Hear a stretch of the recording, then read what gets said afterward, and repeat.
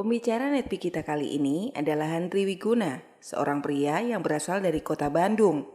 Ia berjuang keras untuk sukses setelah keluarganya jatuh secara ekonomi dan kehilangan tempat tinggal di awal masa perkuliahannya. Semasa kuliah, banyak pekerjaan yang sekaligus dijalaninya di kota Bandung, yaitu bekerja sebagai marketing freelance, menjadi guru les privat, pembina ekstrakurikuler, dan berjualan serabutan. Tetapi hidupnya tidak banyak berubah, karena untuk sukses ternyata bekerja keras saja tidak cukup.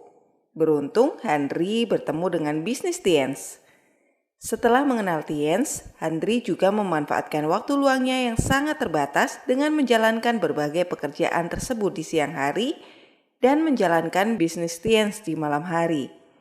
Dengan memanfaatkan alat bantu berupa pertemuan-pertemuan yang ada di bisnis Tiens, akhirnya bisnisnya bertumbuh pesat.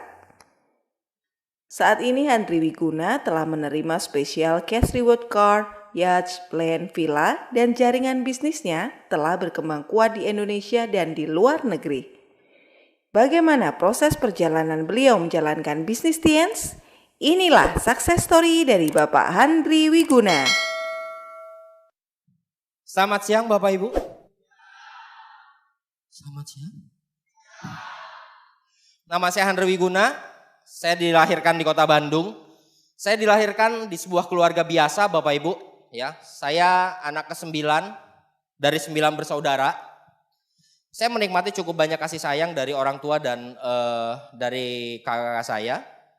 Dan saya juga menikmati pendidikan seperti pada umumnya. Jadi mulai pendidikan formal dari TK, dari SD, kalau sekarang mungkin kelas 7, kelas 8 dan seterusnya ya. Dan saya bersyukur Bapak Ibu bahwa di waktu SD, ya, waktu SD itu saya dapat bisa dibilang dapat tantangan. Saya bukan siswa yang berprestasi. Maksud saya bercerita seperti ini adalah supaya teman-teman semua membandingkan gitu ya. Karena banyak orang yang berpikir, oh kalau mau jadi orang yang berhasil dia harus datang dari keluarga yang seperti apa misalkan gitu. Oh kalau mau jadi orang yang sukses berarti orang tersebut orang harus istimewa, punya kemampuan dan lain sebagainya. Maksud saya bercerita supaya teman-teman bisa membuat sebuah komparasi. Kira-kira dengan apa yang hari ini teman-teman rasakan dengan diri teman-teman sendiri, apakah teman-teman bisa berhasil? Ya. Nah Bapak Ibu, saya biasa-biasa aja, saya bukan orang yang pintar dari segi akademis. Saya nggak pernah bisa masuk ranking. Tapi waktu kelas 5, ya waktu kelas 5 itu saya dikasih tantangan sama kakak saya. Keluarga kami itu senang bulu tangkis Bapak Ibu. Ya, senang main bulu tangkis, mulai dari ayah saya, mulai dari kakak-kakak saya, semuanya senang main badminton. Dan karena lingkungan saya memang pada suka badminton, akhirnya saya juga saya jadi senang badminton. Ya tanpa disadari mungkin dari sejak kecil saya belajar tentang pengaruh dari sebuah lingkungan ya Bapak Ibu ya. Nah saya juga jadi senang main badminton, tapi yang membuat saya sedih itu kakak-kakak saya, orang tua saya itu pakai raketnya yang bagus-bagus. Sementara raket saya itu saya dibeliin raket harganya 2.500 Bapak Ibu. Jadi benar-benar nggak ada merek sama sekali. Saya begitu ngelihat juga sebenarnya dari awal udah sedih gitu ya. Kalau dibeliin cuma yang kayak gini. Tapi ya mungkin karena saya memang belum terlalu mahir jadi ya udahlah. Tapi saat itu Bapak Ibu saat kelas 5 SD itu kakak saya laki-laki yang paling tua itu melempar sebuah tantangan. Mungkin kakak saya itu ngelihat kayaknya ini si bungsu ini harus ada rangsangan gitu. Harus dirangsang. Karena kalau nggak ada rangsangan kayaknya kalau nggak ada tujuan kayaknya ya belajar juga gitu-gitu aja. Makanya nggak pernah bisa masuk ranking Bapak Ibu. Akhirnya kakak saya menangkap apa yang saya mau. Saya kan pengen banget punya raket yang bagus Bapak Ibu. Kalau zaman jadul dulu Bapak Ibu. Ngomong-ngomong saya udah 42 tahun. Ada namanya Carbonex. Itu raket ya keren lah. Jawaranya raket zaman dulu lah. Saya pengen banget itu dan kakak saya tahu sadar itu. Dia bilang gini. Kalau kamu bisa ranking 1. Nanti kakak belikan Carbonex katanya gitu. Saya semangat banget Bapak Ibu. Yang awalnya benar-benar gak punya tujuan tuh belajar juga ya belajar gitu ya. Pulang sekolah. Ya hampir setiap hari saya pasti ada yang ketinggalan. Waktu SD tuh hampir tiap hari pasti ada yang ketinggalan. Karena saya memang gak terlalu mentingin pelajaran gitu sebenarnya ya. Tapi karena ada satu rangsangan, satu tujuan yang dibuat oleh kakak saya. Kalau kamu ranking 1, saya kasih raket Carbonex 8 waktu itu. Terus terang itu bukan sesuatu yang mudah Bapak Ibu. Karena saya nggak pernah masuk ranking. Tapi di situ karena saya ngerasa, aduh saya Carbonex ini saya harus dapat, saya pengen dapat gitu. Raket 2.500 ini raket terkutuk saya pikir gitu ya. saya harus punya raket yang lebih bagus gitu. Nah akhirnya saya jadi benar-benar ya istilahnya kalau orang dewasa itu berjuang gitu loh di pelajaran Bapak Ibu. Yang biasanya nggak suka belajar jadi belajar. Sampai akhirnya saking ngebetnya saya dengan apa yang saya mau. Setiap kali mau ujian itu saya pasti jatuh sakit. Makanya di keluarga besar kami itu almarhum mama saya itu benar-benar khawatir kalau saya udah mulai jadwal masuk ujian. Karena saya pasti jatuh sakit. Demam lah apalah karena mungkin stres juga ya karena saking pengennya tapi saya tahu kemampuan saya sendiri gitu. Akhirnya ya saya teruskan Bapak Ibu, saya belajar dan akhirnya waktu kelas 5 itu saya berhasil menembus ranking pertama. Saya masuk ranking 1 di kelas 5 SD Bapak Ibu. Untuk pertama kalinya saya masuk ranking 1 saya dapat Carbonex 8 dan itu juga adalah yang terakhir kalinya saya ranking Bapak Ibu. Ya. Oh iya. Nah itu waktu SD, jadi saya terbiasa untuk belajar tentang kengototan untuk mendapatkan sesuatu. SMP saya nggak ada sesuatu yang istimewa. Masuk SMA, saya masuk ke satu SMA yang cukup bonafit di Kota Bandung. Dan di situ saya masalahnya gaul sama lingkungan yang cukup berpengaruh untuk membuat saya jadi makin benci sama sekolah Bapak Ibu. Jadi akhirnya kita lebih banyak menghabiskan waktu di tempat biliar dibandingkan sekolah. Ya, dengan berbagai alasan. Ada sampai teman saya itu dia sengaja jualan surat dokter Bapak Ibu. Iya, dia bisnis surat dokter waktu SMA. Jadi kan kalau sakit kan harus ada surat dokter ya. Nah dia sengaja bisnis itu gitu. Jadi kita beli sama dia. Meskipun akhirnya di kelas 3 dia ketangkep juga sih. Ya sama kepala sekolah dan diskor tanpa batas Bapak Ibu ya. Akhirnya saya bisa lulus. Waktu lulus juga saya nggak ada foto kelulusan. Karena waktu pas di foto saya lagi ngerokok di depan. Ya, nah saya nggak punya kenangan Bapak Ibu ya. Nggak punya kenangan foto SMA. Nah kemudian saya masuk ke salah satu universitas yang cukup bonafit juga di Kota Bandung ya. Dan karena ayah saya, ibu saya, papa mama saya itu seorang pedagang, ya usahanya juga cukup oke. Kemudian akhirnya saya berhasil masuk ke kuliah, Bapak Ibu. Pada saat di tempat kuliah, semester pertama itu terjadi sesuatu dengan usahanya bapak saya.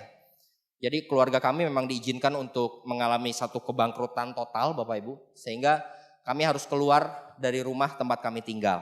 Tapi pada saat waktu keluarga kami bangkrut, di situ ya saya belajar satu hal. Akhirnya di situ saya belajar untuk saya harus mencari pemasukan. Saya harus cari penghasilan sambil kuliah. Nah pada saat itu saya menjadi seorang guru les. Karena saya pikir saya nggak tahu keahlian saya apa gitu. Saya nggak tahu bahkan sukanya saya tuh apa saya nggak tahu Bapak Ibu. Ya. Nah kenapa? Karena saya berpikir aduh ya saya pengen meringankan beban dari orang tua saya. Bapak Ibu sejak keluarga kami jatuh. Almarhum papa dan mama saya itu jatuh di usia lebih dari 60 tahun. Ya, rambutnya sudah memutih, ya sudah lanjut usianya. Tapi saya melihat bagaimana mereka berjuang. Itu yang membuat saya nggak berani buat mengeluh. Saya malu kalau saya mengeluh dengan keadaan. Karena saya melihat bagaimana mereka meskipun mereka sudah terpuruk, mereka bangkit Bapak Ibu. Mereka melakukan berbagai cara untuk menunaikan tanggung jawab dan kewajibannya sebagai orang tua. Bapak Ibu sekalian. Papa mama saya itu membuka warung jamu Bapak Ibu. Kios jamu. Jadi di usia tua mereka jualan jamu di depan rumah. Mereka harus tutup dan buka itu dari jam 5:30 pagi Bapak Ibu. Dan jam 11 malam mereka baru tutup. Dan saya melihat itu setiap saat Bapak Ibu. Dan terus terang Bapak Ibu di pertengahan saya kuliah, saya sempat pengen keluar. Saya pengen keluar dari kuliah. Karena naluri saya untuk mendapatkan uang makin lama makin gede. Karena saya pikir saya pengen meringankan beban mereka. Ya, saya pengen meringankan beban orang tua saya jadi beban gitu. Ya, jadi saya lakukan banyak hal dan saya bilang, Pak saya mau berhenti kuliah aja, saya bilang gitu. Tapi saat itu papa saya bilang gini, Papa punya anak 9 dan yang jadi sarjana itu cuma 2 orang. Papa pengen ada yang ketiga.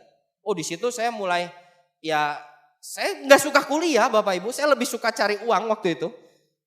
Tapi satu hal yang saya lihat bahwa papa saya punya impian untuk melihat anaknya lulus. Jadi saya mungkin punya impian untuk jadi orang yang berhasil. Papa saya juga pasti pengen saya berhasil, tapi setidaknya papa saya pengen lihat saya lulus. Jadi saya tetap beresin kuliah saya sampai selesai Bapak Ibu sekalian. Nah buat teman-teman semua yang hari ini mungkin sudah pernah mendengarkan tentang peluang bisnis yang akan dibagikan nanti. Teman-teman mungkin saat ini lagi kuliah dan teman-teman juga sedang menjalankan usahanya. Anda mungkin boleh punya impian tapi tetap selesaikan kuliah Anda. Bagi waktu dengan bisnis ini karena kuliah melihat Anda lulus itu impian dari orang tua Anda Bapak Ibu sekalian. Ya. Nah teman-teman mungkin ada di antara Anda yang mahasiswa. Mahasiswa ini kayak saya dulu, cukup idealis Bapak Ibu. Tenang aja, sekarang masih mahasiswa. Jadi pengusaha tenang aja, nanti nikmati masa muda, masih mahasiswa. Setiap kali ada peluang yang datang, sorry, sibuk gua. Sarjana, aku mahasiswa. Banyak yang gitu enggak? Di Bandung banyak Bapak Ibu. Termasuk saya waktu itu. Termasuk saya. Nah artinya Bapak Ibu pada saat kita menjadi seorang mahasiswa kemudian mungkin mahasiswa masih bisa dibilang tujuannya adalah lulus. Tapi Anda harus mempersiapkan pada saat Anda beres lulus kuliah, what next? Apa yang Anda bisa lakukan? Apa yang Anda perjuangkan? Bapak Ibu sekalian, bisnis ini yang nanti akan dibagikan oleh para pengundang Anda adalah sebuah usaha yang bisa Anda perjuangkan dan Anda kerjakan meskipun saat ini Anda punya profesi utama sebagai mahasiswa. Anda bisa kerjakan meskipun Anda saat ini sebagai seorang profesional atau pekerja.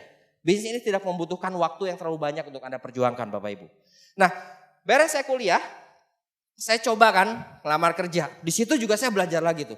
Saya dapat dari senior, dari orang-orang tua gitu ya. Kamu belajar yang benar. Nilaimu yang bagus. Nanti kamu kerja di perusahaan bagus. Gajimu besar. Udah gitu kamu menikah, punya istri cantik, hidup bahagia selamanya. Begitu mati masuk surga indah banget. Pernah diajarin kayak gitu enggak? Nah saya juga selalu di brainwash dengan seperti itu Bapak Ibu. Tapi setelah saya lulus ada realita yang berbeda. Lamar, perusahaan A nggak dipanggil. Main jumlah nih, nggak ada yang manggil juga. Emangnya gampang? Nggak gampang Bapak Ibu sekalian. Apalagi fakta saat ini membuktikan bahwa jumlah tenaga siap kerja jauh lebih banyak dibandingkan jumlah lapangan kerja. Anda harus bersiap sebelum waktunya Bapak Ibu sekalian. Ya, nah seberes itu saya akhirnya memutuskan untuk ya udahlah saya jalanin aja segala macam aktivitas yang sebelumnya saya jalankan. Saya tetap jadi guru les, saya tetap jadi saya tetap jadi marketing, saya tetap jadi ekstrakurikuler gitu ya. Saya jalanin apa aja karena saya pikir ya saya nggak takut kerja. Saya udah tahu hidup susah itu seperti apa dan saya ngelihat papa dan mama saya itu masih terus buka tutup warung jamu gitu. Saya punya impian, saya punya goal, saya pengen mereka pensiun. Sudah nggak layak untuk mereka seperti itu. Gitu loh. Nah akhirnya saya terus jalankan, tapi saya tahu pada saat saya menjalankan banyak aktivitas, saya berpikir hasilnya aduh kok segini gitu ya. Mau sampai kapan saya begini? Saya berjuang untuk mendapatkan hasil bukan cuma buat diri saya. Tapi justru yang lebih penting buat saya adalah kedua orang tua saya. Saya malu lihat mereka Bapak Ibu. Saya malu. Gagah-gagahnya usia 20-an. Sementara ada dua sosok renta, 60 tahun lebih. Yang sedang membanting tulang untuk mendapatkan hasil. Saya malu gitu. Jadi saya pikir ya udahlah saya jalani segala macam. Tapi kok hasilnya segini-segini aja. Waktu itu saya dapat 10 juta tapi per tahun Bapak Ibu. Iya bukan per bulan. Di zaman itu 10 juta tapi per tahun. Udah ngejalin segala macam itu. Dan akhirnya biasa ya kalau orang memang sudah, aduh saya tuh udah kerja, udah gimana, udah apa. Tapi kok hasilnya masih segini aja, belum ada satu perubahan yang signifikan. Akhirnya saya selalu, tiap hari saya doa Bapak Ibu. Saya doa sama Yang Maha Kuasa, saya pengen dapat sebuah jalan, sebuah profesi yang memang tidak hanya sekedar bicara tentang apa yang saya dapatkan. Tapi saya bisa menjamin orang-orang yang saya cintai, terutama orang tua saya, setidaknya bisa dapat hidup yang lebih baik. Dan disitulah Bapak Ibu akhirnya setiap hari saya berdoa sambil jalan terus aktivitas. Satu waktu ada sebuah telepon yang mengubah hidup saya. Ternyata yang telepon itu teman SMA saya. Dia santai banget, dia ngomongnya polos banget. Dia bilang gini, kamu udah kerja belum? Saya bilang gini, udah saya bilang. Usaha sendiri, padahal kan usaha sendiri apa ya, usaha serabutan gak bisa dibilang sebagai sebuah profesi yang gimana gitu. Tapi ya gengsi aja, ego aja. Emang kenapa saya bilang, Gini, kamu pengen nggak punya penghasilan yang lebih katanya gitu. Menurut saya itu pertanyaan bodoh kan.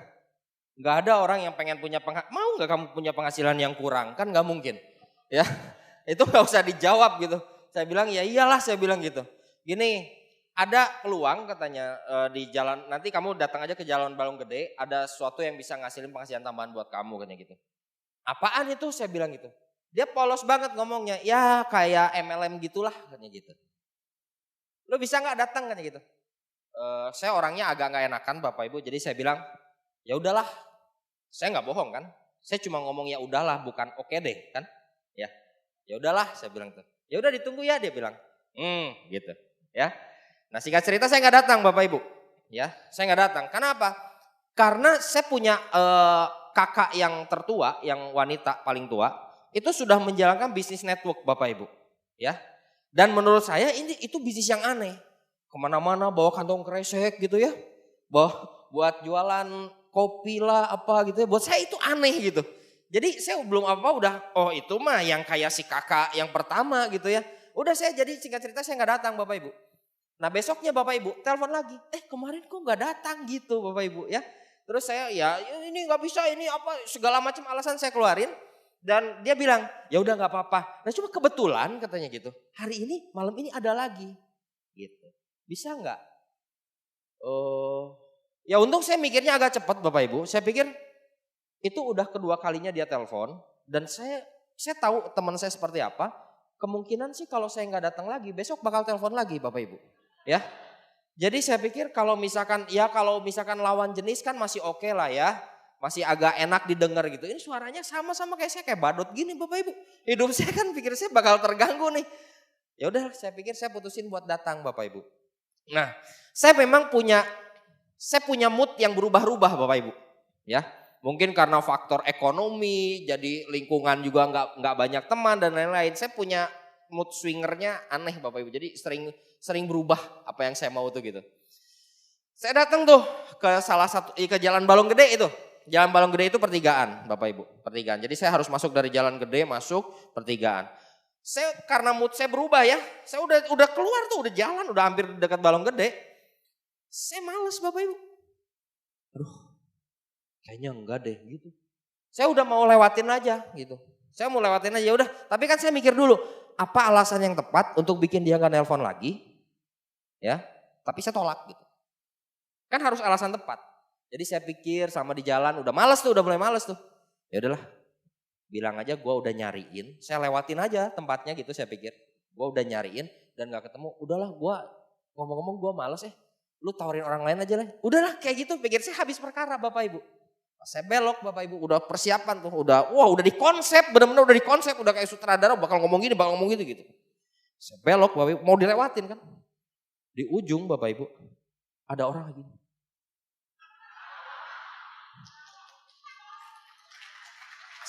Bapak Ibu, kan saya juga manusia ya. Kalau lihat muka kayak gitu kan saya kayaknya saya jadi pembunuh gitu loh. Mukanya tuh penuh harap gitu ya, bersinar-sinar. Aduh gitu ya, kayaknya gue brengsek banget kalau gue gak jadi saya dengerin gitu ya. Udahlah saya akhirnya masuk aja, saya masuk. Nah di situ saya mendengarkan penjelasan tentang bisnis ini Bapak Ibu. Ya, saya mendengarkan penjelasan bisnis ini dimulai dari pembukaan paradigma gitu ceritanya. Ya, meskipun saya waktu itu nggak ngerti paradigma itu apa. Tapi yang saya nangkep banget, yang saya ngeh banget, ada pertama dibukain tentang Robert Kiyosaki. Nah, Robert Kiyosaki ini dijelasin tuh sama yang ngejelasin tuh. Robert Kiyosaki ini siapa? Orang yang ngerti banget gimana cara mendapatkan penghasilan, membangun aset, dijelasin. Nah, terus dari bukunya Robert Kiyosaki katanya gitu. Orang tuh dibagi jadi kuadran dua kuadran katanya gitu. Jadi ada kuadran kiri, ada kuadran kanan. Saya kan waktu itu masih jadi guru les Bapak Ibu. Ya masih jadi guru les, masih jadi marketing. Nah, profesi-profesi itu tuh disebutin Bapak Ibu. Dan dia bilang gini, kalau menurut buku ini ya, istilahnya kuadran kiri itu kuadran miskin. Saya tersinggung Bapak Ibu. Saya pikir gila, ini Kiyosaki ini siapa? Om saya bukan, paman saya bukan. Kok menghina gitu ya? Gitu. Nah, tapi ya udahlah. Terus lanjut tuh tentang pengenalan bisnis stance itu seperti apa dan sebagainya. Saya cuma lihat satu hal Bapak Ibu. Oh di sini hasilnya bisa besar. Hasilnya gede, itu yang saya butuhkan. Itu yang pertama, tertarik juga. Yang kedua, ada dibilang gini, ini akumulasi katanya gitu. Jadi akumulasi itu kayak umur. Mau sekarang umur 15, 1 tahun kemudian udah pasti 16. Sekarang yang umur 20 tahun ke depan udah pasti umur 21. Artinya cepat atau lambat udah pasti nyampe punya. Nah berarti kan penghasilan yang sedemikian besar dengan sistem akumulasi selama dikerjakan pasti nyampe. Itu yang bikin saya tertarik Bapak Ibu. Saya tertarik saat itu memang cukup tertarik gitu ya. Kemudian saya memang pada saat mendengarkan bisnis ini saya ngelihat oh ini tertarik. Ini bagus. Oh ternyata apa yang saya bayangkan tentang network marketing itu tidak sesuai dengan apa yang saya saksikan langsung. Nah kemudian begitu beres ya saya pulang kembali ke rumah. Tapi ya biasa Bapak Ibu ya yang namanya orang sibuk gitu ya. Orang banyak aktivitas. Begitu beres ke rumah ya saya simpen aja itu. Baik brosur, buku atau apa itu saya simpen aja. Saya simpen dan saya larut dalam aktivitas semula. Nah akhirnya Bapak Ibu saya bersyukur sekali. Saya punya seorang pengundang yang memang beliau lembut. Beliau orangnya halus, sabar, tapi konsisten Bapak Ibu sekalian. Beliau telepon saya lagi Bapak Ibu. Hey gimana katanya, itu udah dipelajari belum? Di situ saya keinget lagi gitu. Iya sih waktu itu ada brosur ya. Dan perasaan tempo hari gue tertarik deh gitu ya. Cuma perasaan gue tertarik. Terus kata beliau gini, coba aja deh kamu pelajari dulu. Siapa tahu cocok, siapa tahu ini jalan berkat buat kamu gitu. Saya pikir waktu itu oh iya ya. Saya selama berbulan-bulan Bapak Ibu, saya doa tuh. Saya pengen sebuah pekerjaan, sebuah profesi, sebuah usaha yang memang tidak hanya buat saya pribadi, tapi saya juga bisa menjamin dan memberikan yang lebih baik buat kedua orang tua saya supaya orang tua saya bisa pensiun. Udah nggak harus lagi ada di warung jamu. Ya udah, saat itu saya pelajari dan singkat cerita Bapak Ibu, saya bergabung. Saya bergabung itu dengan permodalan yang bisa dibilang minim bahkan nggak ada Bapak Ibu. Ya, karena saya waktu itu mencapai bintang 3 kalau sekarang silver itu dengan cara jualan Bapak Ibu. Saya jualan sampai juga jualan door to door Bapak Ibu. Ya, jadi hari ini buat teman-teman yang mungkin menemukan peluang yang sebenarnya bisa mengubah hidup Anda, tapi Anda ngerasa punya masalah finansial untuk bergabung, menurut saya Bapak Ibu, kalau Anda punya kemauan pasti ada jalan. Tuhan pasti buka jalan. Saya jualan Bapak Ibu, saya jualan dan keyakinan saya semakin bertambah. Karena pada saat saya jualan, salah satu yang membeli produk saya itu adalah mamanya anak les saya Bapak Ibu. Ya, mamanya anak les saya itu beli produk. Dia tuh pertama awalnya nanyanya gini, ada nggak yang buat asma gitu? Oh saya bilang ada. Apa? Citosan saya bilang gitu. Ya, iya Citosan. Ya, Citosan saya kasih Bapak Ibu ya. Buat teman-teman yang belum ngerti nanti tanya aja sama yang undang ya. Itu sebenarnya resep yang menyesatkan ya. Tapi itu bikin saya lebih pede loh Bapak Ibu. Kenapa? Karena sekian hari kemudian ya, kalau nggak salah sekitar 5-6 harian gitu. Karena kan waktu ngelesin itu kan seminggu sekali ya. Jadwal ngelesin berikutnya, si mamanya anak les saya ini ngomong kayak gini. Ini bener gitu katanya gitu. Kok nggak ada perubahan sama sekali. Saya bilang gini, butuh waktu tante, saya bilang gitu. Ya saya ya berusaha dong, namanya juga berusaha kan. Masa langsung, oh iya tante kayaknya saya salah kan, langsung dia gitu. Butuh waktu tante, saya bilang gitu. Semua kan ini namanya juga herbal, saya bilang butuh waktu, gak kayak obat-obatan kimia, saya bilang gitu Bapak Ibu. Ya karena saya diajarin sama orang yang ngundang saya tuh, ya intinya ini herbal dan butuh waktu itu. Jadi itu saya pakai Bapak Ibu. Ya. Nah udah gitu, oh ya untungnya dia percaya Bapak Ibu. Ya, dia percaya udah gitu dia pakai lagi.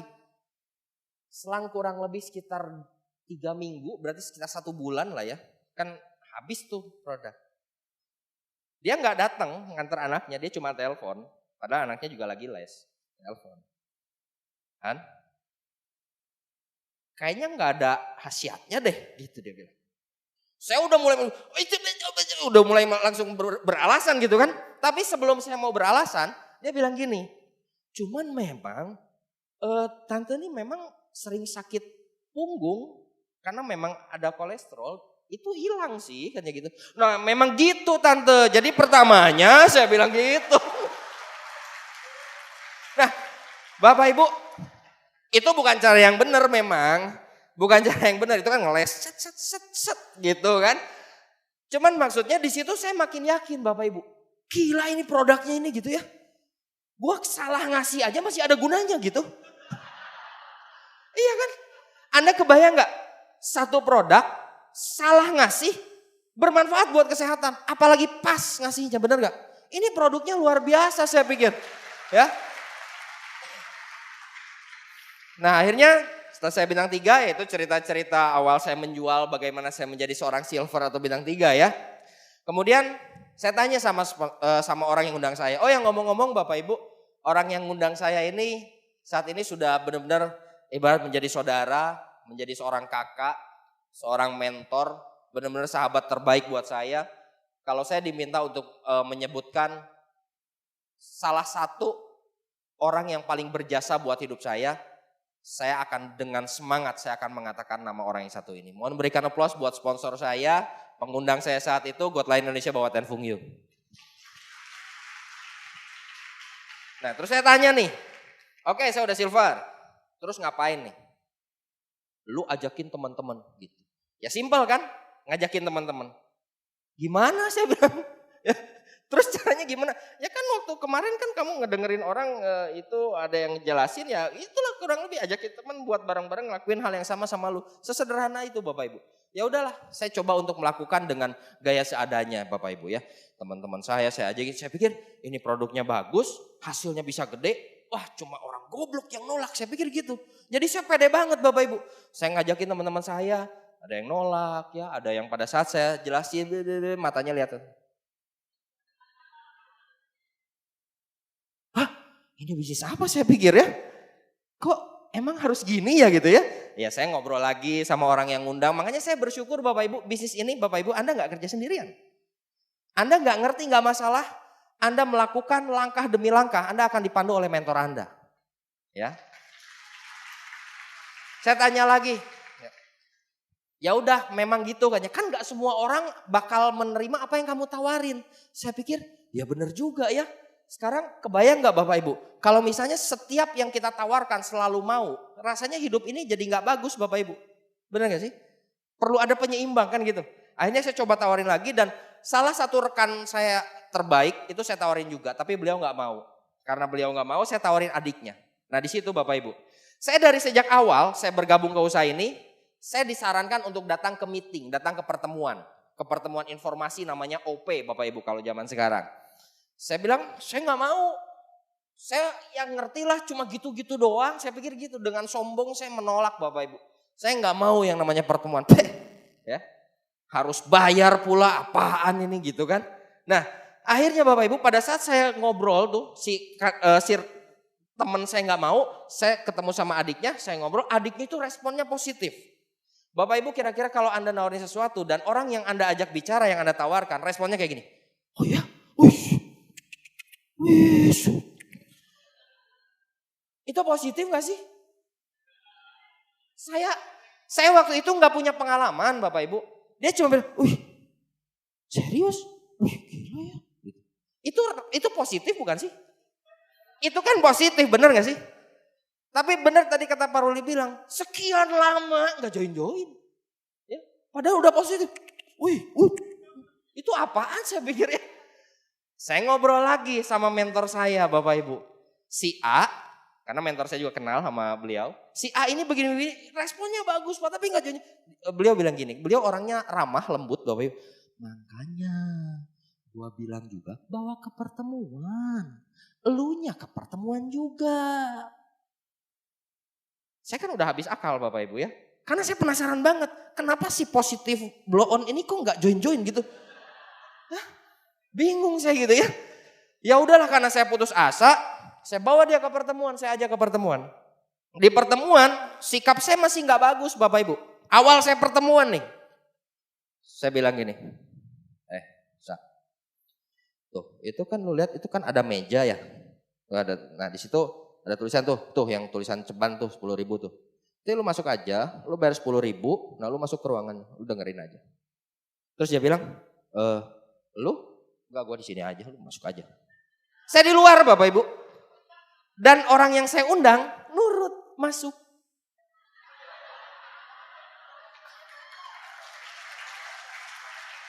Nah yang menarik Bapak Ibu, seberes pertemuan, kan saya di luar tuh. Begitu beres pertemuan ada orang-orang bubar gitu kan. Saya langsung berdiri, saya samperin. Gimana saya bilang gitu. Oh kayak pahlawan banget ya. Gimana saya bilang. Ini tuh yang kemarin lu jelasin. Iya saya bilang.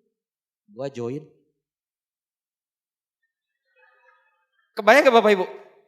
Dia gak join-join saya heran. Sekali pertemuan dia join kan. Saya juga heran. Kok bisa ya? Padahal saya udah berbusa loh Bapak Ibu. Tapi di situ saya klik. Oh ini toh gunanya pertemuan. Nah dari situlah Bapak Ibu. Saya mulai tidak negatif sama pertemuan. Tapi saya tetap gak mau pertemuan. Ya gitu. Oke lanjut. Ya. Join Bapak Ibu ya. Jadi saya sejak dia join, saya tahu gitu manfaat pertemuan apa. Kalau ada orang yang susah banget, saya ajak pertemuan. Ada orang yang bisa di closing, langsung saya closing gitu. Jadi ngandelin kemampuan pribadi aja dengan ya cara presentasi yang belepotan.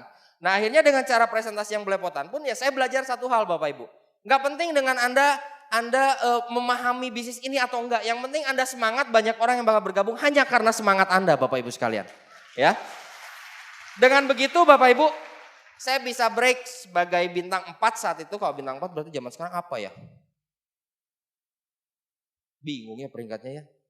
Ya naik peringkat lah intinya. Ya, cuma dengan semangat aja naik peringkat Bapak Ibu. Nah pas naik peringkat itu kan di bulan tersebut ada turun bonus kan. Bagi bonus. Saya mau ngambil bonus. Saya kalau ngambil bonusan saya rajin Bapak Ibu. Nomor 1 ya. Bonus sudah turun ya, saya bilang gitu. Ke stokis, ya kayak yang punya stokis. Yang punya stokis bilang gini, kebetulan dia juga distributor aktif, Bapak Ibu distributor juga, nggak cuma sekedar punya stokis. Oh ya, lu mau ambil nggak? Pertanyaan bodoh lagi gitu. Masa sih nggak mau diambil kan? Pasti, ya mau lah saya bilang. Gua ke Balong Gede, saya bilang, gua nggak di Balong Gede, gua ada di Hotel X, dia bilang. Hotel? Kalau lu mau ambil, lu datang ke Hotel X. Karena buat bonus ya, saya kan murahan orangnya. Demi bonus, demi duit, tak datangi wis. Ya, saya datang ke hotel, saya telepon. Di parkiran saya telepon. Lu di mana saya bilang? Gua udah di Hotel X. Gua di lantai 3. Lu naik aja. Saya naik. Saya gampang didikte dengan duit, Bapak Ibu. Ya. Iyalah awalnya benar-benar orang bukan benar-benar nggak punya duit 10 juta setahun, Bos. Ya 10 juta setahun cukup buat apa gitu kan. Nah, di lantai 3 itu si ruangan itu agak sedikit terbuka gini. Saya tuh telepon lagi. Telepon saya bilang, di mana saya bilang. Ini lagi sesi, ini lagi sesi. Lu masuk aja katanya. Bentar. Kalau masuk kan harus bayar saya pikir ya. Kan kalau saya masuk kan gak bisa nyelonong gitu aja. Kan ada 20.000 itu di situ. Ya. Wah itu langsung pertentangan batin Bapak Ibu. Ya. Masuk bayar. Masuk bayar. Tapi saya pikir bayarlah gitu ya. Saya bayar. Oke, saya masuk Bapak Ibu. Nah saya bersyukur Bapak Ibu. Kalau kita benar-benar punya kemauan yang bulat untuk mengubah hidup Bapak Ibu. Kita gak takut kerja keras. Tuhan itu punya begitu banyak cara untuk membuat kita memiliki hikmat yang bertambah Bapak Ibu. Saya kan juga gak mau rugi. Lagi sesi itu. Gue udah bayar 20.000. Masa gue langsung cabut? Minimal 20.000 gue berguna lah. Saya langsung duduk di paling belakang Bapak Ibu. Ya. Saat itu ada sesi yang membahas tentang impian dan sikap. Anda harus punya impian bla bla bla bla. Saya pikir bacot gak penting. Loh saya gak punya duit loh Bapak Ibu. Ya. Saya orang gak punya duit. Jangan ngajarin gue tentang impian. Ya, gue pasti punya impian wong gue gak punya duit. Benar gak? Nah, ya udahlah saya pikir ini nggak ada gunanya sih sebenarnya sesi ini saya pikir gitu ya. Tapi ya udahlah, kan 20.000 udah keluar sayang toh. Pengen tahu nih orang mau bacot apa lagi nih, gitu saya pikir ya. Udah gitu dia bahas tentang sikap, ya. Selain impian, Anda harus punya sikap kan. Anda sekarang sedang menjalankan satu bisnis yang besar. Anda harus menyikapi bisnis ini sebagai seorang pebisnis. Contoh, mulai dari penampilan. Masa Anda mau menawarkan sebuah bisnis besar, Anda seorang pebisnis, Anda kemana-mana pakai kaos oblong. Di situ saya pakai kaus oblong. Set. Gitu ya, pakai kaos oblong. Anda pakai celana jeans, kumel lagi katanya gitu. Nah waktu itu saya pakai celana jeans yang memang semakin lama gak dicuci makin enak buat dipakai Bapak Ibu. Ya, kan anak muda zaman dulu ya, kayak itulah ya. Jadi banyak sobek-sobek di sini. Sobeknya juga bukan sobek model, Bapak Ibu. Sobek karena kepanjangan, tapi ya saya jalan seret gitu. Ya, saya pakai yang kayak gitu, Bapak Ibu ya. Nah, belum beres Bapak Ibu, ya. Udah pakai oblong, celana jeans kumel, pakai sendal jepit pula, katanya gitu. Saya waktu itu pakai sendal buatan Jerman, mereknya Swallow warna hijau, Bapak Ibu. Ya, di situ terus terang, saya tersinggung Bapak Ibu. Saya tersinggung. Gila, ini orang siapa gitu saya pikir ya. Ini orang siapa kok kayaknya nyinggung banget gitu ya. Jadi saya nggak sampai beresin banget, saya langsung turun ke bawah Bapak Ibu. Saya turun ke bawah, saya nyalain motor kan. Nyalain motor, saya mikir. Sambil gitu, bentar. Orang itu kan gak kenal saya. Saya juga duduk paling belakang. Kayak gini nih, saya duduk, saya lihat Anda yang paling belakang, saya gak tahu Anda pakai apa aja. Gak mungkin saya sampai tahu Anda pakai sendal. Bener gak? Saya pikir, saya duduk paling belakang, dia gak kenal. Ya gak mungkin ke gue saya pikir ya. Terus pas saya lagi gini juga, lagian ngomong-ngomong benar juga gitu ya.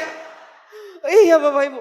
Nah di situ Bapak Ibu sekalian, saya mulai belajar untuk mengolah penampilan saya sendiri.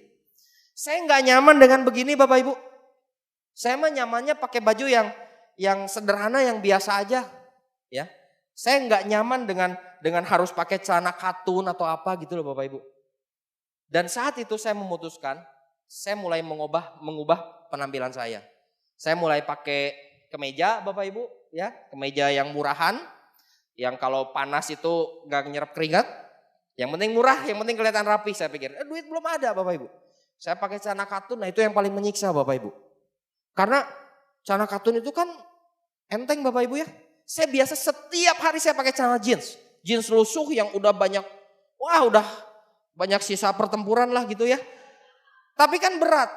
Pada saat saya berubah jadi celana katun, memang terus terang gak nyaman. Saya seringkali kalau pas jalan, saya suka gini-gini sini. Kayak gak pakai celana Bapak Ibu. Ya. Tapi ya kembali lagi Bapak Ibu, pada saat saya ngerasa mulai gak nyaman, saya berpikir satu hal, gak apa-apalah. Gak ada artinya ketidaknyamanan sementara kalau kedepannya saya bisa berhasil. Ya. Saya telan udah itu, saya telan udah. Jadi mau gak nyaman, mau gimana, ya udahlah bodo amat lah. Kalau memang dengan kayak gini nih, dengan setelan gini gua bisa sukses, tak jabani gitu. Saya pikirannya begitu Bapak Ibu. Kenapa? Saking udah muak hidup susah. Saking udah bosan, saya bukan orang yang punya keadaan finansial yang memadai gitu. Saya udah muak dengan kondisi seperti itu dan saya harus berubah. Saya sudah bosan melihat kedua orang tua saya itu masih harus buka tutup warung jamu di usia tua. Saya sudah muak melihat semuanya itu, saya kasihan dengan mereka. Saya malu Bapak Ibu. Jadi apapun yang saya harus lakukan, meskipun saya nggak nyaman, saya hantam aja udah. Ya. Nah saya bersyukur Bapak Ibu, saya ada di bisnis yang menyediakan begitu banyak pendidikan, begitu banyak edukasi untuk mempersiapkan sikap dan attitude untuk menjadi seorang yang berhasil Bapak Ibu sekalian. Nah saya jalan Bapak Ibu, nah pada saat saya sudah mulai nih penampilannya cukup oke lah gitu ya.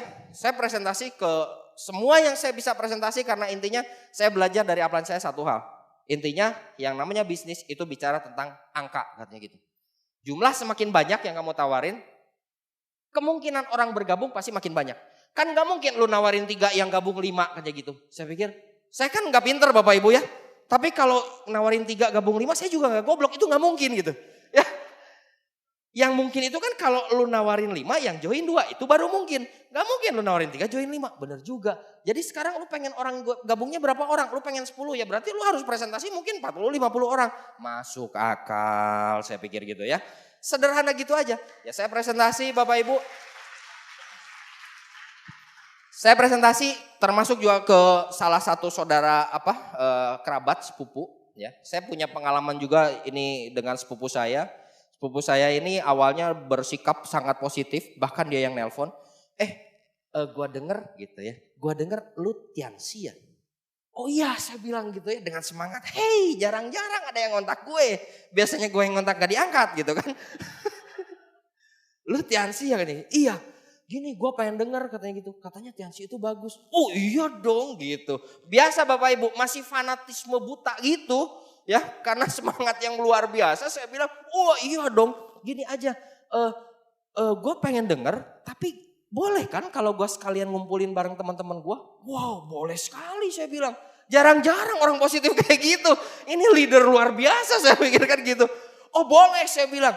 Ya udah gini. Tapi ngumpulnya di rumah teman gue aja ya, karena teman gue punya rumahnya cukup agak mending lah, agak luas kayak gitu. Nanti lu gue jemput. Saya dijemput prospek Bapak Ibu.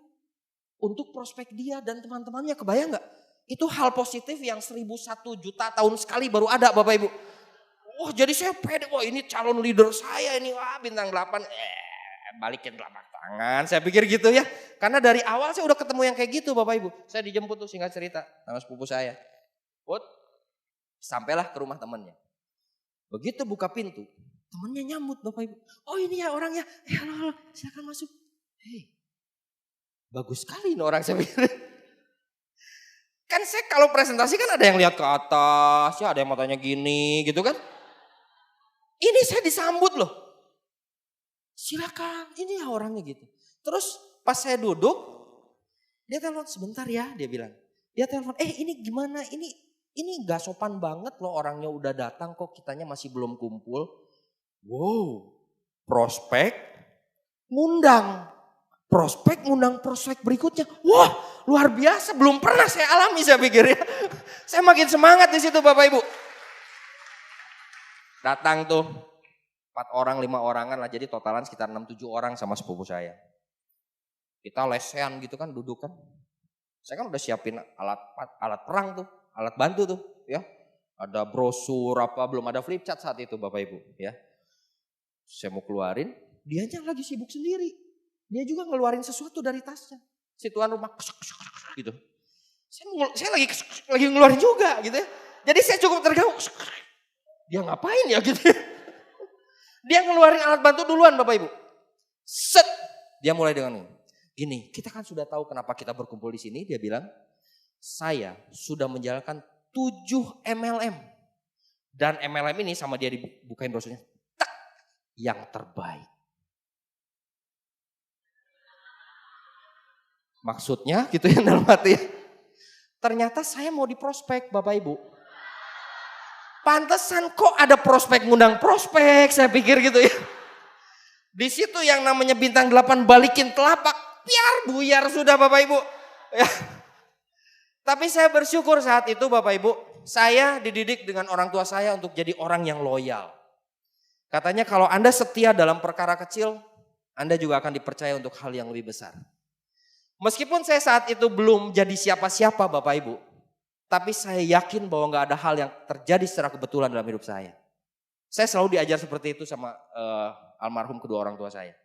Jadi pada saat saya meskipun belum jadi apa-apa, berhadapan dengan orang yang katanya saat itu kalau gak salah udah punya 700-800 orang di grupnya, saya gak goyah Bapak Ibu.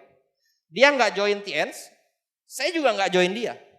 Karena saya yakin kalau Tuhan izinkan saya untuk bergabung di Tiansi, Tuhan juga punya maksud untuk saya bisa sukses di Tiansi.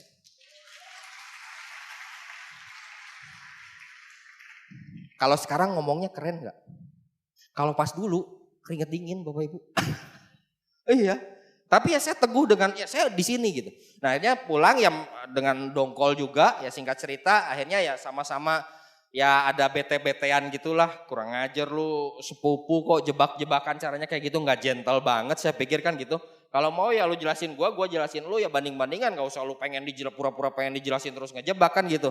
Dongkol-dongkolan tapi ya udahlah. Nah itu adalah pengalaman pertama awal saya Bapak Ibu. Dan akhirnya saya menemukan lagi beberapa orang yang bergabung karena intinya adalah jumlah makin banyak orang yang bergabung pun kemungkinan bergabungnya akan semakin besar. Nah tapi Bapak Ibu pada saat saya sudah mulai punya grup, saya sudah tahu pertemuan itu penting. Saya juga datang pertemuan tapi saya nggak hadir Bapak Ibu.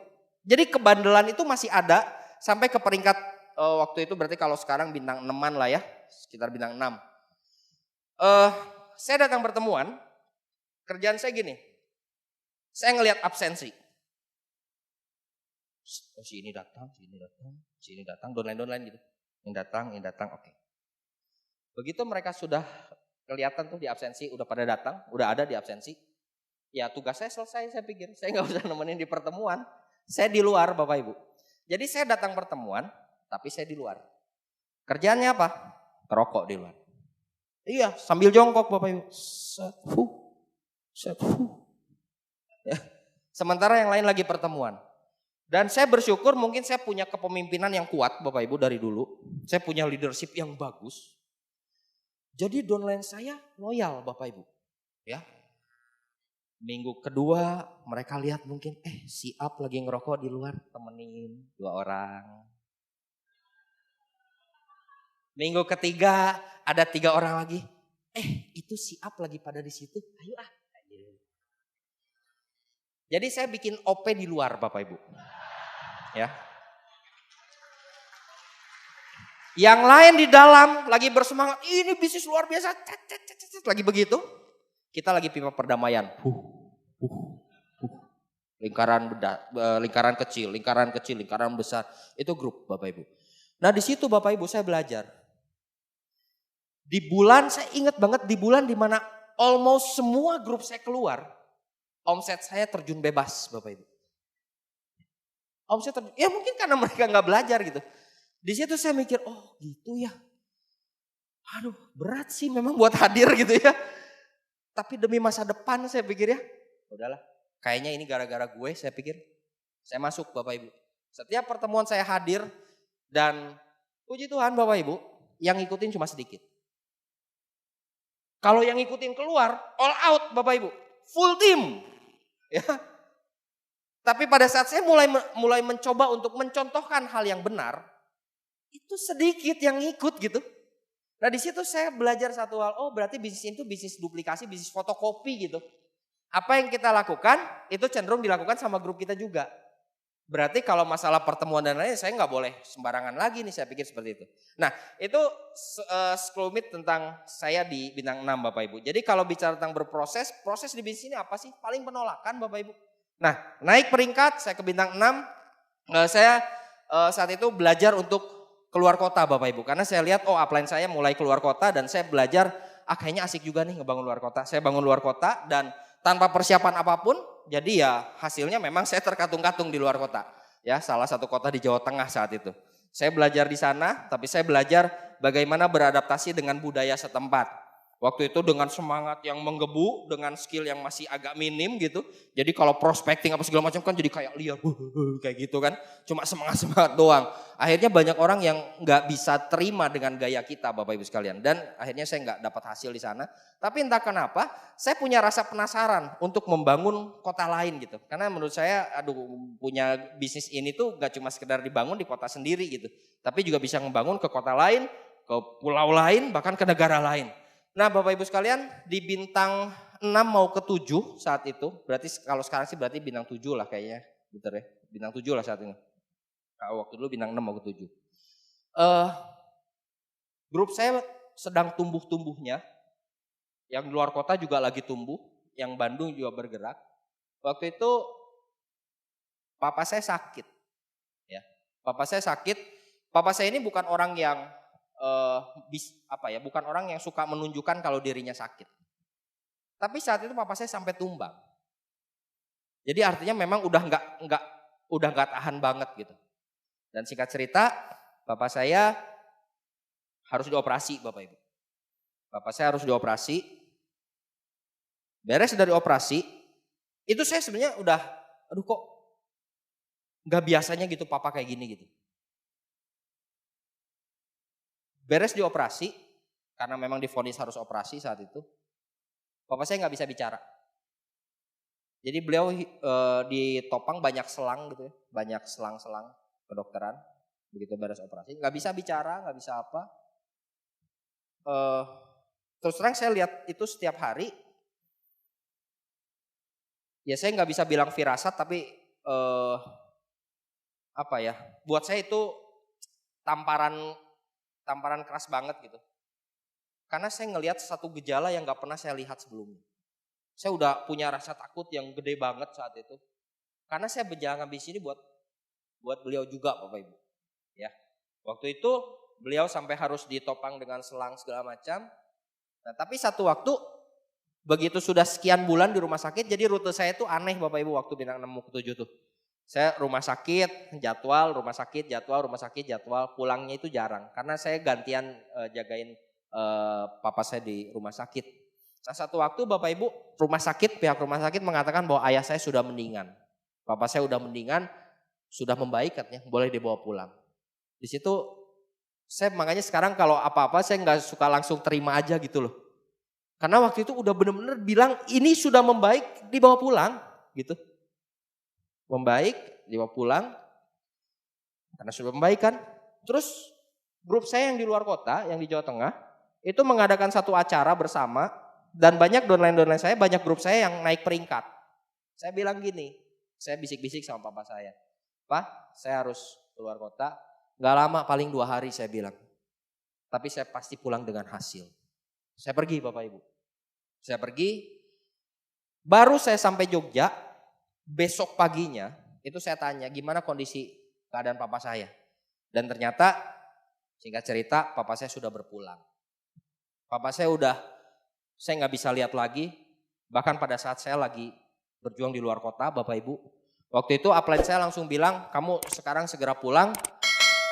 Kamu pakai pesawat segera pulang sekarang. Saya bilang enggak, saya mau beresin dulu sampai downline saya naik peringkat, saya kasih selamat baru saya pulang, saya bilang. Saya beresin dulu acaranya.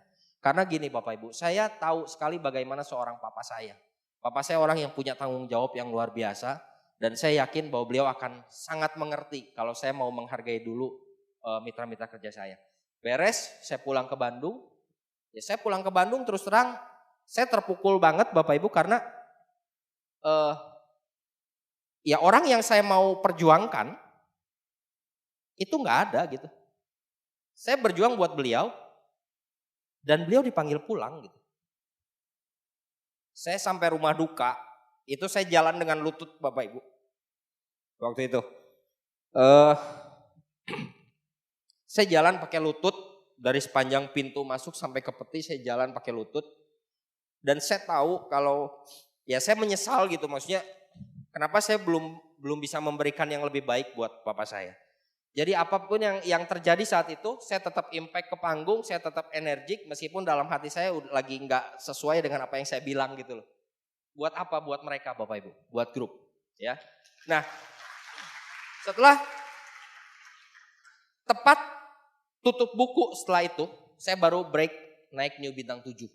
Dengan penghasilan yang sudah lumayan, yang seharusnya sudah mulai bisa memberi yang jauh lebih baik, tapi orang yang mau dikasih nggak ada Bapak Ibu. Jadi saya benar-benar saat itu kayak orang linglung saya nge-lag. Ya. Saya nge-lag sekian lama, terus ya saya tahu kalau ya orang tua saya kan papa dan mama, masih ada mama saya. Jadi saya dari situ saya bekerja lebih lagi, saya nggak mau hal yang sama terulang kembali Bapak Ibu sekalian. Saya nggak keburu tuh, papa saya nggak keburu buat bahagiakan. Saya harus lebih ekstra supaya mama saya masih bisa sempat saya bahagiakan. Ya, nah singkat cerita bintang 7 kemudian saya naik bintang 8. Nah di bintang 8 ini Bapak Ibu ya saya bersyukur bahwa saya ada di bisnis yang tepat. Saya nggak takut kerja keras Bapak Ibu. Yang saya takutkan adalah saya kerja keras di tempat yang salah. Berapa banyak orang-orang pekerja keras di luar sana. Tapi berapa banyak di antara mereka yang sudah bekerja keras tapi mereka tidak mendapatkan hasil yang sepadan dengan kerja keras mereka. Banyak Bapak Ibu. Yang saya sangat bersyukur di bisnis ini kerja keras saya ada di tempat yang tepat. Sampai akhirnya saya terima reward luxury car itu tahun 2007 Bapak Ibu. Ya, tahun 2007. Nah ini Bapak Ibu, ini motor saya. Motor perjuangan Yamaha Force One. Sampai sekarang masih ada Bapak Ibu. Jadi di samping Mercy saya yang putih itu saya taruh motor ini. Mau 1 miliar pun saya nggak akan jual Bapak Ibu. Serius? Anda bisa ketawa tapi benar saya nggak akan jual. Anda mau tawar 1 miliar saya nggak akan jual. Bukan masalah harganya tapi value-nya Bapak Ibu. Saya setiap kali ngelihat motor ini, saya belajar untuk menjadi orang yang nggak lupa dengan asal. Saya berjuang pakai motor ini kehujanan Bapak Ibu, kepanasan, buat presentasi, buat jadwal. Setiap kali beres jadwal mau ke pertemuan ternyata di pertengahan jalan hujan Bapak Ibu. Ya. Sampai basah, sampai celana dalam. Datang ke OP, cepret. Saya rasain Bapak Ibu. Saya rasakan. Saya sengaja simpan motor ini Bapak Ibu sampai detik ini. Supaya saya bisa punya gambaran saya dulu siapa. Saya gak mau lupa dengan asal. Saya gak mau jadi kacang yang lupa dengan kulitnya. Saya belajar untuk terus mengingat dari mana saya berasal. Ini rumah kontrakan kami Bapak Ibu sekeluarga waktu itu. Jadi kalau teman-teman semua berpikir bahwa wah pasti datang dari keluarga yang ada, enggak, ini buktinya Bapak Ibu. Kalau Anda ke Bandung silakan cari Jalan Kebon Kopi nomor 176 dekat Gang Haji Ibu Ucu. Ya, itu tempat sekeluarga kami tinggal. Udah enggak kayak rumah Bapak Ibu. Ya. Jadi gimana saya berani bermimpi dengan kondisi seperti ini? Tapi saya bersyukur kembali lagi, saya akhirnya berani bermimpi, berani bertarung karena bisnis ini menjaga edukasi dan lingkungan yang tepat untuk mencapai impian dan cita-cita Bapak Ibu. Ya. Nah ini pada saat saya dapatkan luxury car ya secara fisik dapat 2008. Ini waktu saya ambil Mercedes Benz itu saya ajak almarhum mama saya. Saya ajak mama saya. Pada saat jatuh keluarga, mama saya ini jadi orang yang sangat antisosial Bapak Ibu. Pada saat ada orang misalkan teman saya atau mitra kerja saya berkunjung datang ke rumah, mama saya akan masuk ke kamar. Karena pada saat keluarga kami jatuh, beliau ini seorang pemikir, saya yakin bahwa beliau menyadari bahwa omongan di luar sana itu sedemikian dahsyat Bapak Ibu. Ada yang ngomong utangnya kebanyakan lah, ada yang ngomong nggak sanggup bayar apa jadi rumahnya diambil. Anda bayangkan Bapak Ibu, rumah tempat kami tinggal pun diambil dengan semua isinya. Ya. Dan itu terjadi dengan ibu saya, mama saya, di usia di atas 60 tahun. Jadi bagi saya pribadi, memberikan yang terbaik, salah satunya kebanggaan diri, pride dan percaya diri. Itu salah satu tujuan saya di bisnis ini Bapak Ibu, buat mama saya. Ini pada saat 2009 saya terima Cash Reward Yachts, ini 2013 Cash Reward Plane. Waktu itu juga di Jakarta. Nah ini cash reward terakhir bareng-bareng sama teman saya nih Pak Ruli ya. Aduh, Pak Ruli ini luar biasa lah. 2014 saya waktu lihat Pak Ruli ngejar Bapak Ibu. Ini kan disediain 2 nih. Kan rivalnya ada beberapa Pak ya. Saya ngelihat Pak Ruli update status. Hasil kerja kerasnya bikin beliau tumbang. Tadinya saya pengen message Bapak Ibu. Udahlah, ngapain kerja keras, nggak perlu terlalu ngoyo gitu ya, tapi nggak enak juga. Ya, tapi akhirnya Bapak Ibu tetap kita berdua 2014 kita ada di panggung yang sama buat dapat villanya Bapak Ibu. Ya, oke. Nah Bapak Ibu, hari ini apa yang saya dapatkan? Kalau dibilang secara materi saya nggak bisa sebutkan angkanya Bapak Ibu, karena menurut saya di atas langit masih ada langit. Dan yang namanya rupiah itu semua tergantung orangnya. Relatif. Ada orang bilang 50 juta sebulan itu besar. Tapi ada orang yang bilang 500 juta sebulan itu kekecilan. Tapi ada juga orang yang bilang 2 juta sebulan gua orang paling kaya seBanten. Iya, relatif. Jadi saya nggak bisa sebutkan. Tapi kalau sekedar mobil satu aja mas tiap bulan bisa lah. Ya, kurang lebih kayak gitu. Saya nggak sebutin angkanya ya. Nah, dan lebih penting lagi Bapak Ibu, saya bisa mendapatkan semuanya itu bukan karena saya punya skill yang bagus. Saya nggak punya kepercayaan diri yang tinggi waktu awal saya bangun bisnis ini. Karena saya datang dari keluarga yang terpuruk secara ekonomi. Saya menjadi orang yang introvert. Saya marketing, betul marketing, saya nawarin segala macam. Saya nawarin segala macam dengan modal keberanian yang luar biasa. Yang kalau ditolak sekali aja saya udah langsung balik badan Bapak Ibu. Saya punya citra diri yang sangat rendah. Pada saat saya bangun bisnis ini, saya belajar untuk menipu diri saya sendiri. Ada istilah bilang fake it until you make it. Palsukan sampai benar-benar kejadian. Saya tampil sebagai orang yang penuh percaya diri, padahal saya nggak sampai di situ waktu awal saya bangun bisnis ini. Saya cuma modal semangat aja.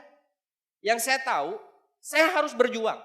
Yang saya tahu, saya harus kerja keras. Kenapa? Bukan karena apa yang saya jalankan, tapi karena siapa yang ada di balik saya. Saya ingin memperjuangkan orang-orang ini Bapak Ibu. Saya punya alasan kenapa saya mau berjuang di usaha ini. Yang pertama Bapak Ibu sekalian, saya ingin berjuang buat beliau ini. Beliau ini sudah dipanggil pulang Bapak Ibu. Ini almarhum papa saya. Saya melihat contoh dan teladan dari beliau. Bagaimana beliau terus berjuang pada saat beliau dalam kondisi yang sangat terpuruk. Kalau saya lihat beliau bekerja, saya malu Bapak Ibu. Ya. Karena beliau sudah membuang semuanya untuk kami keluarganya. Beliau ini seorang pemasok, usahanya seorang pemasok. Beliau kanvas, beliau masukin barang ke berbagai toko di berbagai kota Bapak Ibu. Truk-trukan, pakai truk. Bukan hal yang sedikit. Pada saat beliau jatuh, pada saat keluarga kami jatuh, beliau harus buka warung jamu dan beliau harus pergi ke toko-toko grosir kecil untuk membeli sekedar rokok ketengan, bolpen beberapa butir, beberapa buah, telur beberapa butir untuk dijual Bapak Ibu. Dan saya tahu itu beliau membuang egonya luar biasa. Mukanya udah beliau buang. Dan saya malu setiap kali beliau melihat beliau bekerja gitu. Beliau kemana-mana pakai motor, ya. Beliau kemana-mana pakai motor saat itu, di usia yang sudah demikian tua. Setiap jam 4:30 subuh sudah bangun, dan jam 12, jam 1 malam, itu baru tidur karena baru tutup toko. Saya berjuang di usaha ini, meskipun beliau udah gak ada. Tapi saya tetap mau berjuang di sini Bapak Ibu. Karena kalau saya berhenti, saya malu. Beliau berjuang dalam kondisi yang gak menyenangkan sama sekali Bapak Ibu. Dan saya harus menunjukkan bahwa apa yang beliau tunjukkan itu turun sama diri saya. Saya mungkin termasuk salah satu dari segelintir orang yang percaya dan meyakini bahwa meskipun beliau udah gak ada, tapi justru saat beliau sudah tidak ada secara fisik, beliau selalu menyertai saya. Kemana saya pergi. Beliau bisa melihat saya di atas, beliau bisa memantau saya apa yang saya lakukan. Dan saya gak mau bikin malu Bapak Ibu. Apapun yang harus saya alami di sini, saya akan lakukan. Untuk memberikan pada beliau apa yang beliau contohkan. Itu saya lakukan. Yang kedua Bapak Ibu, ini saya mengalami proses yang lumayan di 2010 Bapak Ibu. Saya baru menikah, saat itu saya punya proses yang lumayan besar, bahkan bisa dibilang salah satu yang terbesar yang pernah terjadi Bapak Ibu. Di 2010, saya turun sampai tinggal sisa 10% Bapak Ibu. Saya saat itu baru menikah. Saya menikah dengan seorang anak dari keluarga yang sangat-sangat amat mampu. Kuat sekali Bapak Ibu. Dan saya bawa untuk sampai ke bawah Bapak Ibu. Saat menikah dengan saya. Di saat jatuh, saya ingat beliau. Saya ingat almarhum papa saya. Bagaimana teladan beliau. Jadi pada saat saya terpuruk Bapak Ibu. Saat saya terpuruk, saya datang ke pusara beliau. Saya datang ke kuburan beliau di 2010 dengan kondisi bisnis yang sudah luluh lantak, sudah hancur lebur. Dan saya katakan saat itu, saya pasang bunga, tulisan villa. Saya bilang, Pak, saya akan selesaikan. Saya bakal selesaikan, saya bakal bangkit dari kejatuhan sekarang. Itu di 2010 Bapak Ibu. Jadi 2010 saya mengalami proses yang luar biasa besar dan saya harus bertarung sendirian Bapak Ibu. Ya. Saya harus ketemu lagi satu persatu. Saya harus berusaha benahi sedikit demi sedikit. Dan gak mudah Bapak Ibu. Tapi gak mudah tidak sama dengan mustahil. Meskipun tidak mudah. Tapi selama itu tidak mustahil, kita perjuangkan. Tidak ada yang tidak mungkin. Karena saya selalu yakin Bapak Ibu. Setiap keringat kita, setiap kerja keras kita, setiap air mata kita. Mungkin manusia bisa gak melihat. Mungkin manusia bisa tidak tersentuh. Tapi sang pemberi berkat, dia yang akan melihat keringat Anda. Dia yang akan melihat air mata kita. Dia yang akan melihat betapa sulitnya untuk kita berjuang. Kita mengetuk hatinya Bapak Ibu sekalian. Bertarung bukan untuk dilihat seorang manusia. Tapi terus berjuang untuk melunakkan hati yang maha kuasa. Sukses bukan datang dari manusia Bapak Ibu. Sukses datang dari yang maha kuasa. Tugas kita sebagai manusia adalah bertarung. Tugas kita sebagai manusia adalah berjuang. Setiap kali kita jatuh kita bangkit. Setiap kali kita terkapar kita bangkit lebih tinggi. Setiap kali kita terkapar kita bangkit lebih tinggi Bapak Ibu sekalian. Saya membuat komitmen di 2010. Saya membangun ulang semuanya Bapak Ibu. Saya bangun ulang semuanya. Dan saat itu Bapak Ibu sekalian, mama saya, meskipun saya nggak bilang Bapak Ibu, mama saya tahu kondisinya. Saya nggak ngomong apa-apa. Mama saya tinggal dengan saya, tinggal dengan kami, dengan saya dan istri. Saya nggak pernah cerita tentang kondisi bisnis saya, karena saya khawatir beliau jadi kepikiran. Tapi sepertinya beliau tahu, seorang ibu itu luar biasa Bapak Ibu. Pernah satu malam, saya dibilang sama ibu saya, pada saat 2010 tuh, mama tahu gak gampang. Saya bingung gak gampang gimana gitu. Mama saya kelihatannya tahu saya lagi jatuh. Mama tahu gak gampang. Tapi anak mama pasti bisa bangun lagi. Itu jadi bekal motivasi yang luar biasa buat saya Bapak Ibu. Karena beliau ini adalah orang yang dari sejak awal, beliau yang selalu mendukung saya Bapak Ibu. Waktu saya mulai membangun luar kotanya udah mulai jadi, bonus saya belum besar Bapak Ibu. Sehingga akhirnya saya kesulitan masalah operasional untuk berangkat Bapak Ibu sekalian. Investasi keberangkatan untuk kereta dan lain-lain itu berat, untuk bis dan lain-lain. Saya ingat sekali Bapak Ibu, mama saya satu waktu saat saya mau berangkat ke salah satu kota di Jawa Tengah, mama saya ngajak saya ngobrol di meja makan Bapak Ibu. Di baliknya kios jamu. Mama saya bilang gini, Dri, lu kan mau keluar kota katanya gitu. Kemudian beliau ambil dompet kecil, kan kalau orang dulu pakai dompet kecil itu ya, dompet yang kecil banget tuh dari kain. Lu kan mau keluar kota. Beliau keluarin dompetnya, beliau buka. Beliau ambil 20.000 Bapak Ibu.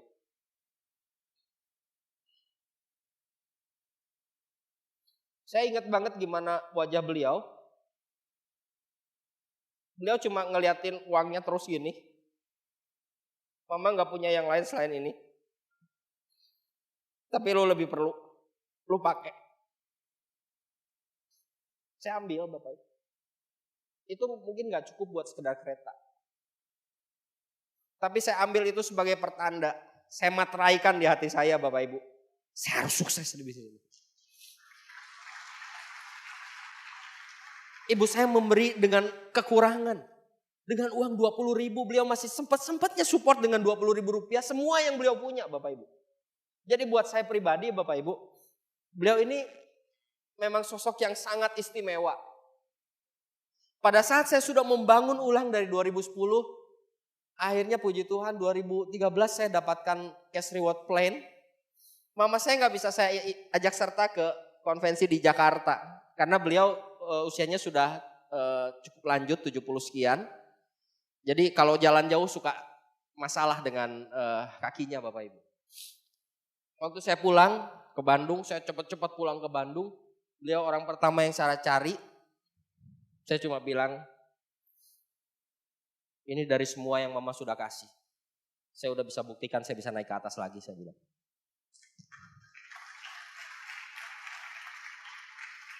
Beliau ini sudah dipanggil pulang di 2016 Bapak Ibu.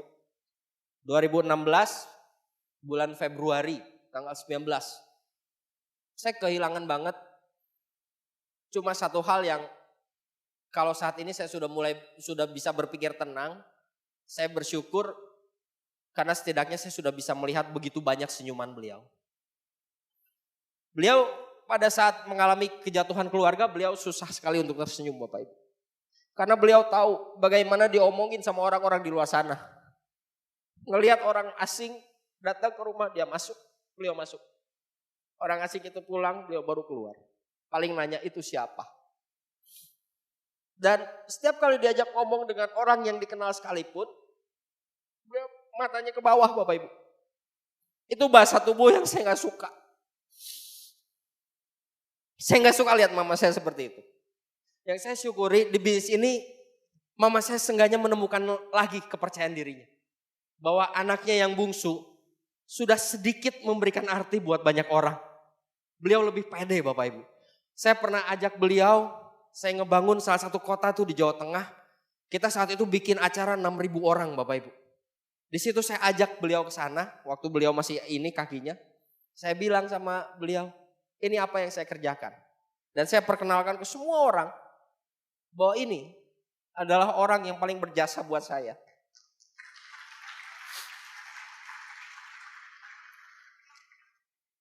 Kembali lagi Bapak Ibu, saya percaya bahwa beliau tidak hadir secara fisik. Saya nggak bisa lagi lihat fisiknya. Saya saat beliau hilang, saya bukan berbulan-bulan Bapak Ibu, hampir 1 tahun saya blank Bapak Ibu. Saya blank karena saya udah nggak bisa ngelihat beliau lagi. Tapi kembali lagi saya percaya bahwa beliau selalu bersama dengan saya. Beliau saat ini bahkan bisa melihat apa yang saya lakukan di kota lain. Pada saat beliau hadir secara fisik, mungkin beliau nggak bisa lihat apa yang saya lakukan di Jakarta. Beliau nggak bisa melihat apa yang saya lakukan selama saya di Jawa Timur. Tapi saat ini Bapak Ibu, secara fisik mungkin udah nggak ada. Tapi saya percaya sekali bahwa mata beliau menyertai kemana saya pergi. Ke kota manapun saya berjuang, mata beliau selalu ada bersama dengan saya. Ini yang menjadi sumber kekuatan untuk saya. Untuk terus bertarung. Dan pada saat 2010 Bapak Ibu. 2010 pada saat mengalami masalah yang sedemikian besar. Waktu itu saya punya emosi negatif. Jadi apa yang membuat saya bertahan sampai saat ini? Untuk saya menunjukkan bahwa dengan atau tanpa orang-orang yang meninggalkan saya akan bisa terus ke puncak.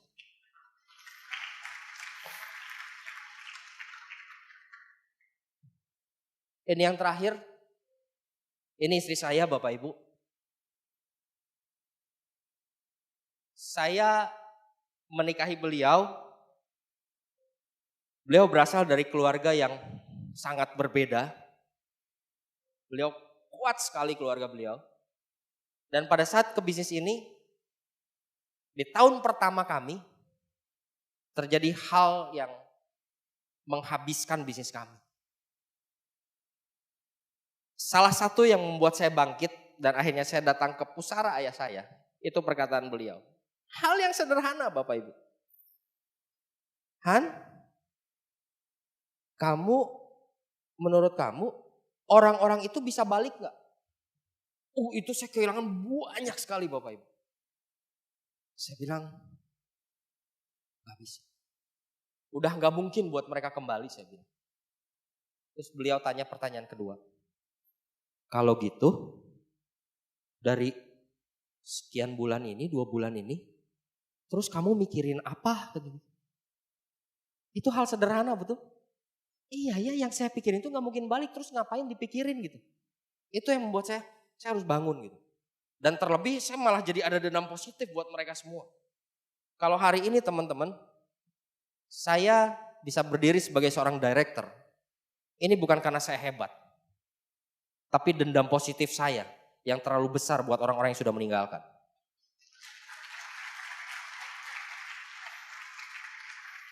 Saya tidak akan pernah menunjukkan pada mereka bahwa aduh kamu sih gue jadi gini nih. Saya gak akan pernah nunjukin muka itu Bapak Ibu. Gak akan pernah. Saya tidak akan pernah kontak untuk ayolah kita gini lagi. Gak akan pernah. Karena sekali dia sudah mangkir, buat saya itu sudah selesai. Saya akan bangun yang baru. Dan saya gak takut untuk berjuang lagi. Buat mereka semua. Bapak Ibu sekalian,